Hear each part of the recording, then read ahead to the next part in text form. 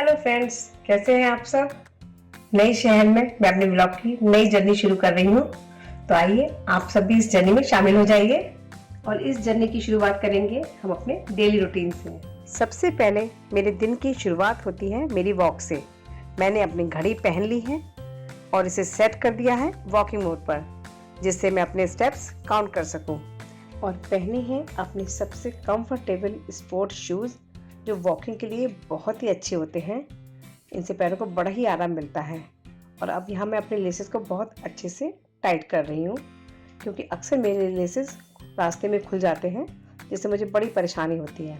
तो यहाँ लेसेस को बहुत अच्छे से हम टाइट करके बांध लेंगे और अपने स्लीपर्स को रखेंगे साइड में। और अब मैं चली वॉक पर।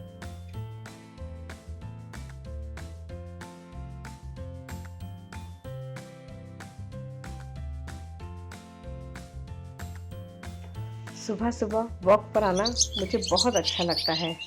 चारों तरफ हरियाली, चिड़ियों की आवाज़ें, ठंडी हवा और कहीं किसी दूर पेड़ पर कोयल कूक रही होती है, उसकी आवाज़ बहुत ही अच्छी लगती है। बस इसी पल को महसूस करने के लिए मैं वॉक पर ज़रूर जाती हूँ, चाहे कितनी भी देर से क्यों ना सोकर उठूँ। लेकिन इन सब के बीच में थोड़े ट्रैफिक की भी आवाज़ें आती हैं, पर चलता है, कोई बात नहीं। इस वॉक के साथ साथ मन केवल अच्छा ही नहीं होता, बल्कि कुछ दोस्तों से भी मुलाकात होती है। वो भी वॉक पे निकले होते हैं, तो सबसे मिलना जुलना भी हो जाता है। और अगर कुछ रास्ते से आपको सब्जी वगैरह लानी है, वो भी हो जाता है।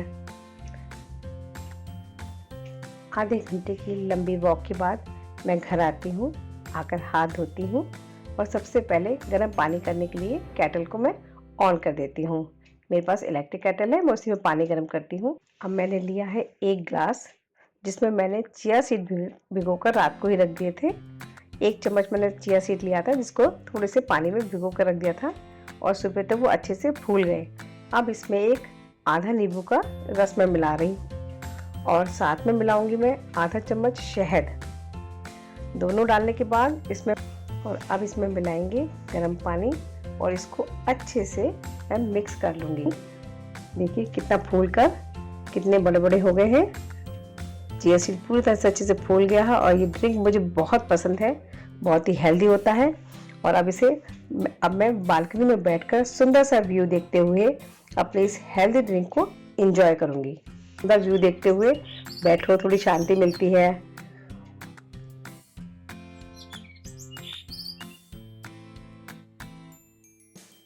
दस मिनट बाद मैं खाती हूँ 5 भीगे हुए बादाम, जिनको मैंने रात को ही भिगो दिया था।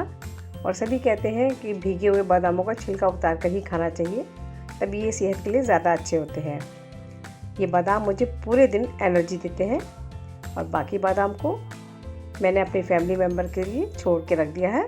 काफ़ी रेस्ट हो गया, अब टाइम है डस्टिंग का। डेली आधा घंटा डस्टिंग पर मैं ज़रूर लगाती हूँ। डेली डस्टिंग करने से न केवल घर साफ रहता है, बल्कि रोज़ समय भी कम लगता है। बच्चों के उठने से पहले ही मैं ये डस्टिंग का सारा काम ख़त्म कर देती हूँ। वैसे तो हमारे घर में ज़्यादा धूल मिट्टी आती नहीं है, लेकिन फिर भी मैंने रूटीन बनाया हुआ है कि डेली डस्टिंग करनी ही करनी है। इससे काम बड़ा हल्का हो जाता है और घर भी चमचमाता रहता है। जब भी गेस्ट आते हैं सोचना नहीं पड़ता कि अरे सब लोग आ रहे हैं, अब घर जल्दी जल्दी साफ़ करना है। तो मैं घर को हर समय टिप टॉप रखना ही पसंद करती हूँ। डाइनिंग टेबल को तो मैंने कल रात डिनर के बाद भी साफ़ किया था, लेकिन सुबह ब्रेकफास्ट से पहले मैं इसे ज़रूर साफ़ करती हूँ। हाइजीन की सबसे ज़्यादा ज़रूरत यही होती है और इसके ग्लास को हर समय चमचमाता रखना चाहिए, वरना इस पर स्क्रैच पड़ जाते हैं। इसलिए इसकी सफाई बहुत ज़रूरी है। हर मील के बाद इसको साफ़ करना बहुत ही ज़्यादा ज़रूरी है। केवल डाइनिंग टेबल ही नहीं, चेयर्स को भी साफ़ करते रहना चाहिए, क्योंकि इनके बीच में डस्ट आती ही रहती है। मेरी मॉर्निंग का पहला स्टेप तो पूरा हो गया। अब अगले स्टेप के लिए मिलते हैं अब अगले वीडियो में। तब तक के लिए बाय बाय, टेक केयर।